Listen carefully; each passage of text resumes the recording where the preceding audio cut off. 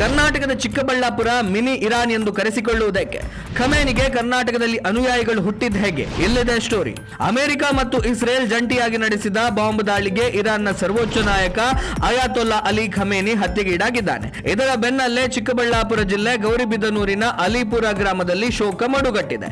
Khamenei ಹತ್ಯೆ ವಿಚಾರ ಖಚಿತವಾಗ್ತಾ ಇದ್ದ ಹಾಗೆ ಗ್ರಾಮಸ್ಥರು ಸ್ವಯಂ ಪ್ರೇರಿತವಾಗಿ ಅಂಗಡಿ ಮುಂಗಟ್ಟುಗಳನ್ನ ಬಂದ್ ಮಾಡಿ ಶೋಕಾಚರಣೆ ನಡೆಸಿದ್ದಾರೆ. ಅಷ್ಟಕ್ಕೂ ಇಲ್ಲಿನ ಜನವೇಕೆ ಕಮ್ಮನಿ ಮಿಡಿದಿದ್ದಾರೆ ಎನ್ನುವುದಕ್ಕೆ ಹಲವು ದಶಕಗಳ ಹಿಂದಿನ ಇತಿಹಾಸ ಉತ್ತರ ನೀಡುತ್ತೆ.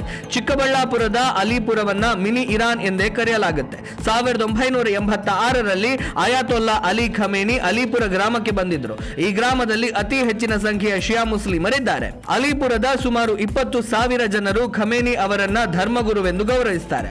ಹೀಗಾಗಿ ಅಲಿಪುರ ಗ್ರಾಮಕ್ಕೂ ದೂರದ ಇರಾನ್ ದೇಶದ ಜೊತೆಗೆ ಬಹಳಷ್ಟು ನಂಟಿದ್ದು ಬಾಂಧವ್ಯದ ಕೊಂಡಿ ಬೆಸೆದುಕೊಂಡಿದೆ. ಈ ಗ್ರಾಮದ 10ಕ್ಕೂ ಹೆಚ್ಚು ಮಂದಿ ವಿದ್ಯಾರ್ಥಿಗಳು ಇರಾನ್ ದೇಶದಲ್ಲಿ MBBS ವ್ಯಾಸಂಗ ಮಾಡ್ತಾ ಇದ್ದಾರೆ. 50ಕ್ಕೂ ಹೆಚ್ಚು ಮಂದಿ ಇಸ್ಲಾಮಿಕ್ ಧಾರ್ಮಿಕ ಶಿಕ್ಷಣ ಪಡೆಯಲು ಇರಾನ್ನಲ್ಲೇ ನೆಲೆಸಿದ್ದಾರೆ. ಪ್ರಮುಖವಾಗಿ ಇರಾನ್ನ ಮಷದ್ ಪಟ್ಟಣ ಪ್ರಮುಖ ಧಾರ್ಮಿಕ ಕೇಂದ್ರ, ಪವಿತ್ರ ಸ್ಥಳ.